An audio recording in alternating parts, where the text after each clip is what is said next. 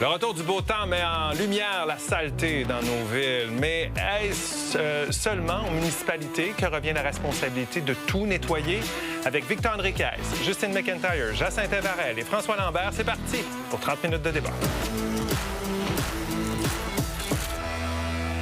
Nettoyer, astiquer, ranger, désencombrer, organiser, ce sont pas mal tous des synonymes lorsque vient le temps de parler du grand ménage du printemps. Vous êtes probablement nombreux à vous être adonnés à cette activité au cours des derniers jours, peut-être dernières semaines.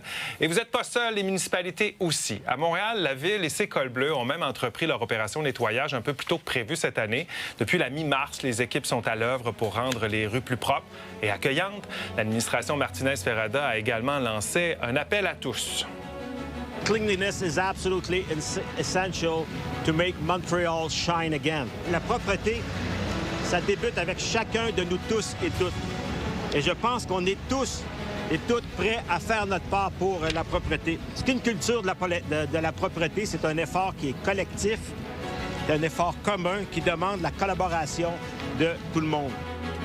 Les règlements existent dans certaines municipalités et arrondissements pour obliger les propriétaires et occupants à entretenir ce qu'on appelle le domaine public adjacent à leur propriété ou leur établissement. L'arrondissement Ville-Marie, par exemple, à Montréal, parle entre autres du trottoir, de la bordure, de la ruelle ou des premiers 60 cm de chaussée mesurés à partir du trottoir ou de la bordure. Ces espaces doivent être libres en tout temps de toute obstruction de matière malpropre ou nuisible. Il faut que tout le monde mette la main à la pâte. On veut que ce soit propre, sécuritaire et accueillant pour les gens qui nous visitent et également et surtout pour nos résidents. Des locaux vacants, mal entretenus, ça donne également rapidement l'impression qu'une artère commerciale est sale et peu accueillante. Ce n'est pas ce qu'on veut pour Montréal. Les propriétaires et les occupants de Ville-Marie qui négligent l'entretien peuvent recevoir des amendes allant de 250 à 2000 $ pour un résident. Un commerce, là, ça peut aller jusqu'à 4000 $. Depuis le début de l'année, 42 constats d'infraction ont été remis pour manquement au règlement sur la propreté dans cet arrondissement.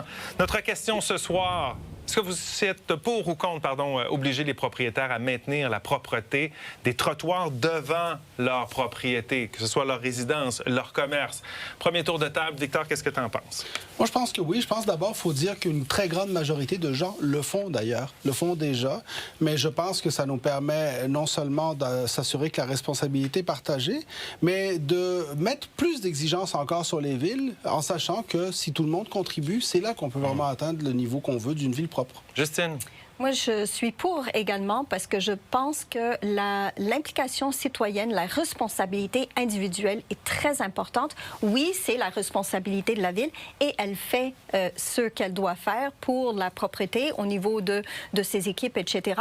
Mais il faut également impliquer les citoyens, sinon c'est une tâche sans fin puis une bataille qu'on perd. Jacinthe. Ça peut donner une impression d'égocentrisme ou de paresse même de dire non à cette question. Faut faire sa part, bien entendu. Il reste que le trottoir, la voie publique, c'est du domaine public. On paie des taxes pour l'entretien de ces espaces-là.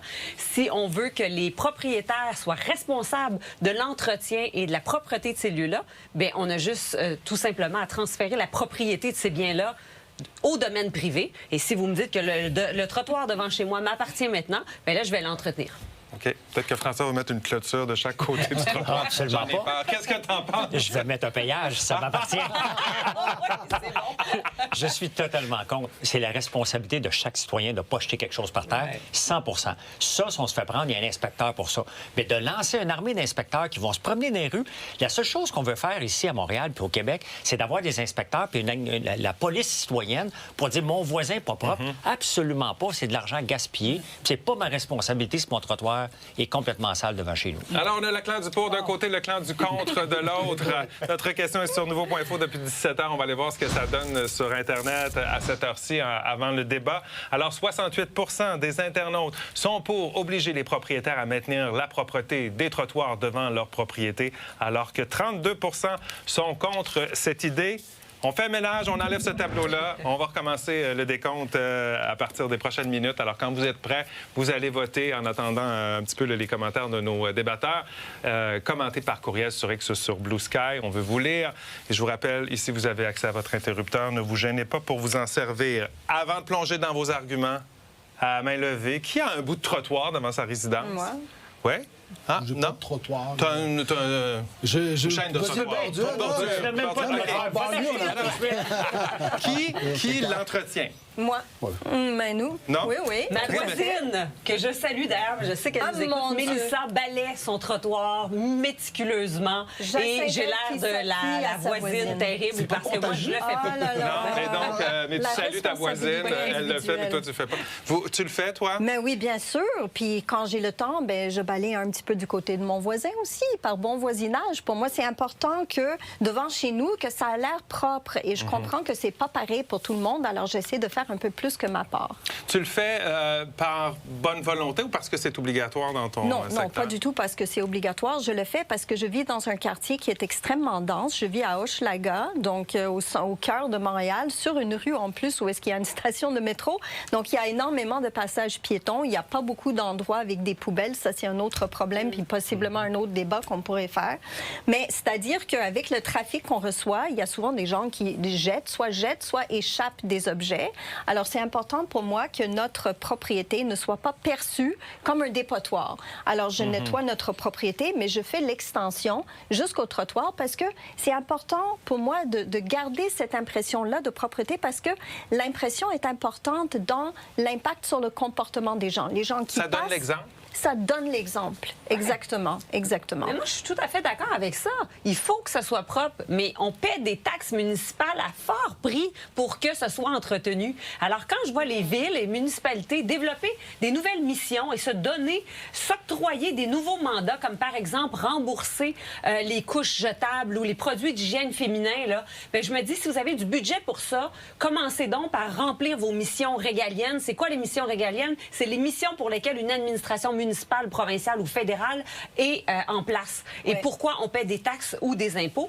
Alors, les villes qui disent, ben, on n'a plus les moyens ou faudrait nettoyer plus souvent, ben, nettoyer plus souvent, trouver les budgets, là, arrêter de vous donner des nouvelles missions et exercer correctement vos missions. Alors, je suis d'accord avec cette idée de propreté, mais il faut que les villes nous en donnent pour notre argent. Mais il faut le travailler à la base. Regarde Singapour. Tu peux même pas mâcher de la gomme. Tu n'as pas le droit de mâcher de la gomme parce que les gens la jettent par terre. Tu sais, à un moment donné, c'est la responsabilité citoyenne. Si on veut mettre de la pression, c'est sur le citoyen.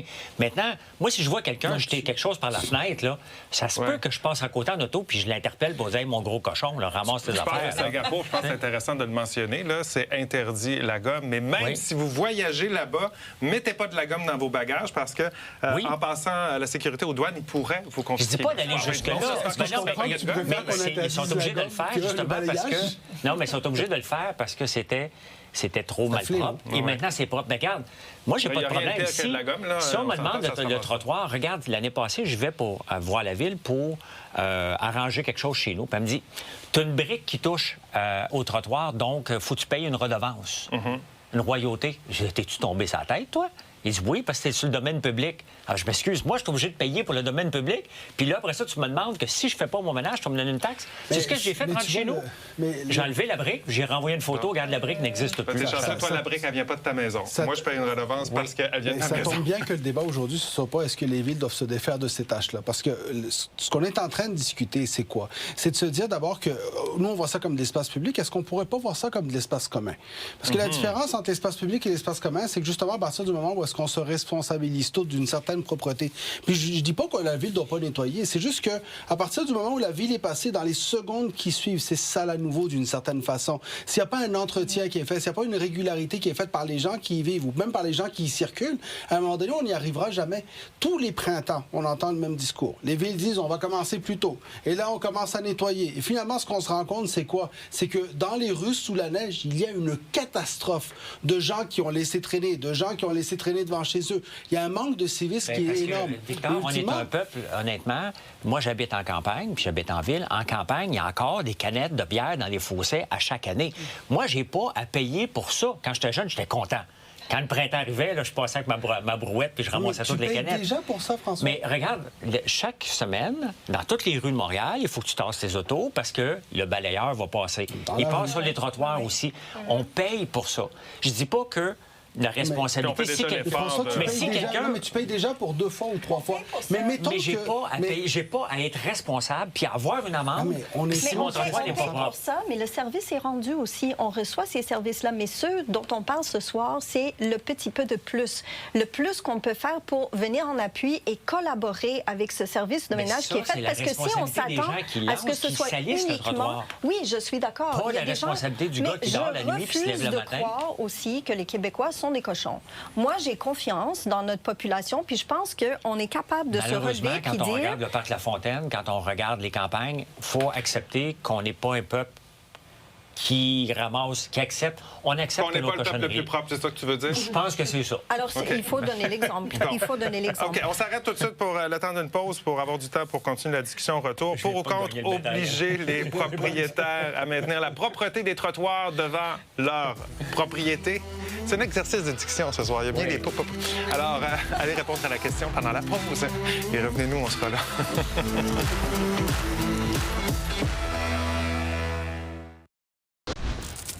Pour ou contre obliger les propriétaires à maintenir la propreté des trottoirs devant leur propriété? C'est la question du débat de ce soir. Allez y répondre, commenter également. On a parlé d'incivilité.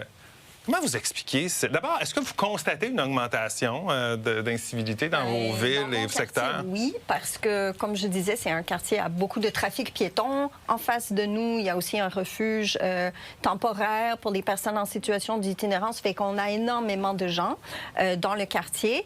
Et l'autre jour, anecdote, oui, il y a quelqu'un, je rentrais chez moi à vélo, et il y a quelqu'un qui était en train de déverser un sac de déchets dans mon entrée, imaginez-vous, là, en plein jour, un samedi après-midi, une affaire de même.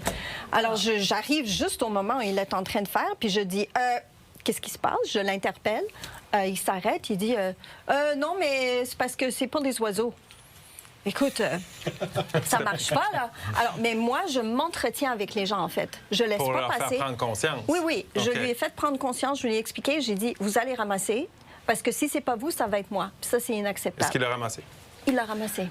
Comme quoi, on peut sensibiliser en discutant. Exactement. Notre ville, et ça c'est un enjeu, parce que la réalité, c'est que cette ville-là a été abandonnée dans les dernières années. Notre ville est de plus en plus sale.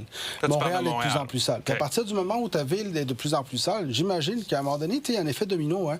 Si c'est sale puis qu'il y a 2 boîtes à terre, une troisième ne fera pas de différence. Puis il y a une espèce d'effet domino là-dedans. Donc, la question, c'est pas est-ce qu'on doit arrêter de payer des taxes, est-ce que la ville doit arrêter de s'impliquer. C'est que là, on est dans une situation exceptionnelle où est-ce que ce qu'on se rend compte, c'est qu'on doit reprendre un certain contrôle sur la propriété. Puis la question, c'est comment est-ce qu'on va faire pour en donner beaucoup plus, pas un peu plus. Vous payez des taxes qu'on paye.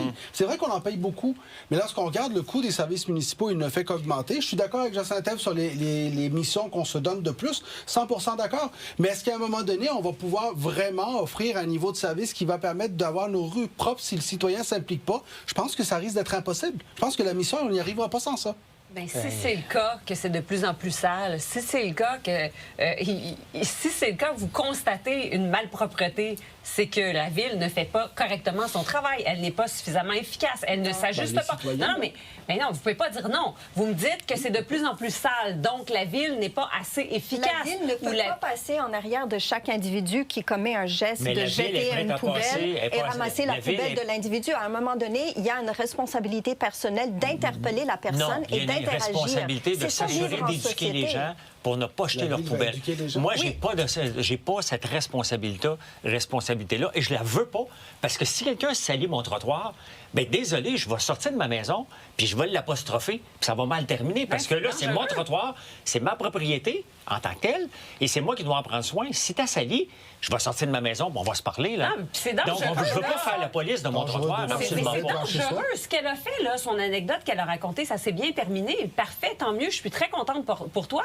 Mais on aurait pu avoir affaire à quelqu'un qui est intoxiqué, qui est lourdement intoxiqué, qui a un problème de santé mentale et qui s'attaque à elle. Alors, c'est pas à nous de faire l'éducation de nos compatriotes la citoyens. question aujourd'hui, c'est est-ce qu'on doit contribuer à la propreté de notre propriété devant la propriété? Vous parliez le bout qui nous appartient pas, on s'entend, c'est le bout qui nous appartient pas, mais qui est devant chez nous. Moi, je vous disais, j'ai pas de trottoir devant. Je vais juste finir. Moi, j'ai pas de trottoir devant chez nous parce que dans le fond, j'ai une chaîne de trottoirs. Il n'y a pas de trottoir sur la Rive-Nord. Qu'est-ce que vous voulez que je vous dise? C'est comme ça. Mais cette petit espace-là, la ville peut empiéter sur mon terrain. Ils ont un droit d'usage de mon terrain.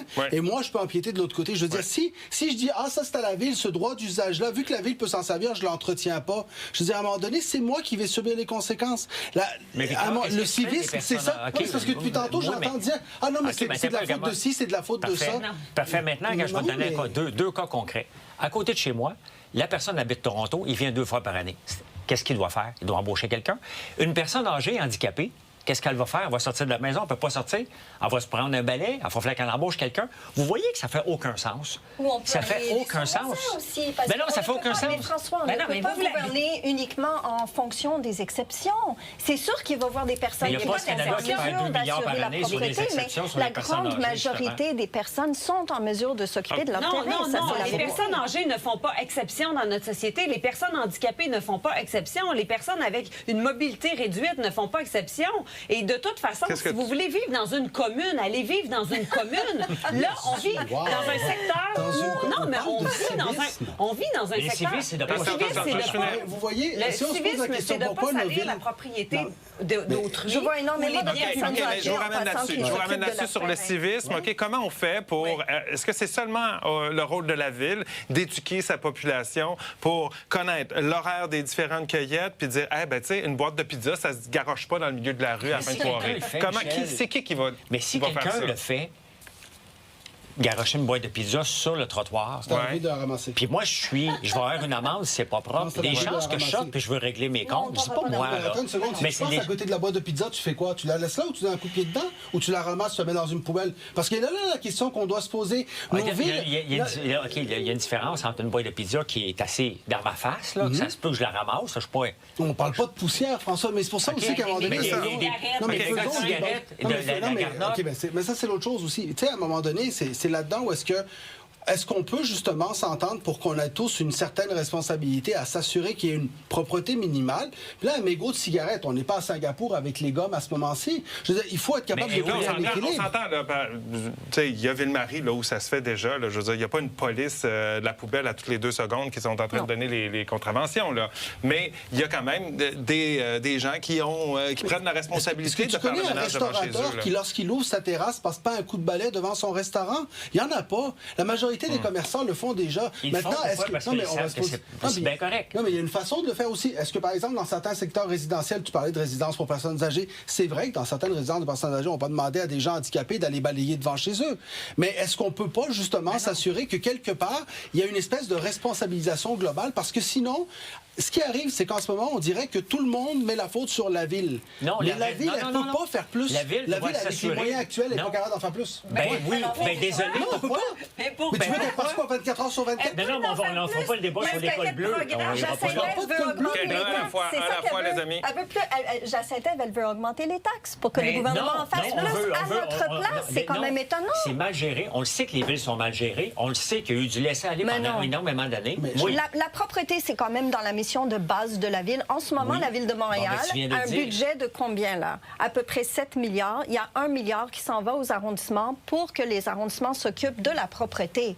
Et en plus de ça, la Ville a ajouté un budget de 6,6 millions uniquement pour son centre-ville, pour améliorer la propreté. À un moment donné, là, il faut que les individus participent aussi. OK. Commentaire de France pour aller à la pause. Elle dit c'est complètement exagéré. Ce sont des services qu'on paye avec nos taxes. C'est à la Ville de faire le nettoyage des roches et du sable qu'elle dépose durant l'hiver. C'était le commentaire de France. On s'arrête quelques minutes le temps d'une pause. On aura d'autres commentaires au retour. Puis je vous dirais qu'il y a des villes qui vont encore plus loin au retour. Je vous dirai jusqu'où elles vont dans l'obligation d'entretenir le devant de la maison. On est de retour au débatteur. On va aller avec les commentaires sur cette question. Est-ce qu'on doit obliger les propriétaires à maintenir la propreté sur le trottoir devant leur propriété? Il y a Michael qui nous dit pour, mais il faut penser que les personnes âgées ou handicapées pourraient avoir de la difficulté à respecter ces obligations. Vous le soulignez tout à l'heure. Il y a toute la question... Il faudrait voir comment, si on applique ça dans toutes les villes, comment on fait ça. Jonathan nous dit contre. Nous payons des taxes et des frais pour que notre ville s'occupe de nettoyer nos rues, de les rendre praticables et sécuritaires. Et Kathleen nous dit pour, et beaucoup de villes dans le monde font participer leurs citoyens.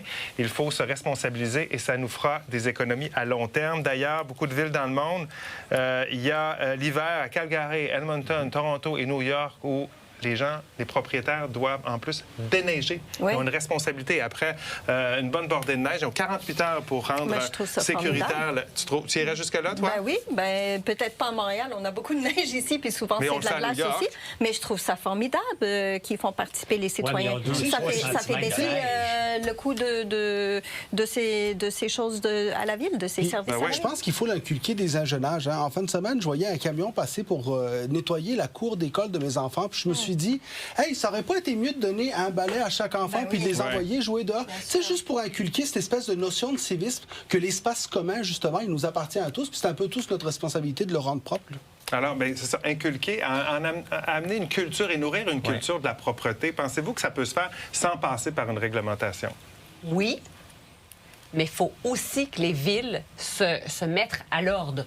Parce que la Ville doit donner l'exemple. Quand je vois que le rapport dévastateur de la vérificatrice générale de la métropole qui confirmait une gestion d'efficience de l'Office de consultation publique de Montréal et qu'on dit là-dedans, dans ce rapport en 2023, que l'OCPM n'a pas démontré avoir appliqué des contrôles rigoureux de ses dépenses pour assurer un usage économique et efficient des fonds publics depuis minimalement 2014. Donc, mais c'est des décennies de négligence. Mais regarde, on l'a essayé cet hiver avec le parc La Fontaine. On a dit, on va faire comme Tokyo, on va lever les poubelles. C'est pas en étant drastique, ça n'a pas marché. Ça n'a pas marché. Enlever les poubelles, on a compris que c'était pas une bonne idée. Mais pour l'avoir vu dans des parcs près de chez moi, on a rajouté les poubelles l'année après. C'est un bon argument à faire de dire que ça peut être dans notre culture aussi. On peut changer de culture puis avoir une culture de propriété. C'est là-dessus, je pense qu'il y a un travail à faire. Avant le débat, 68 des internautes étaient pour obliger les propriétaires à maintenir la propreté devant leur propriété. On termine ça comment? 40 pour le pour et 60 pour le contre. Ça a viré comme ça. C'est Jacinthe Ève, le choix du public pour les meilleurs arguments ce soir. Alors, en tout cas, ce que je retiens, c'est qu'il y a tout un travail de sensibilisation et d'éducation à faire. On en fera peut-être un autre débat. Passez une excellente nuit. À demain.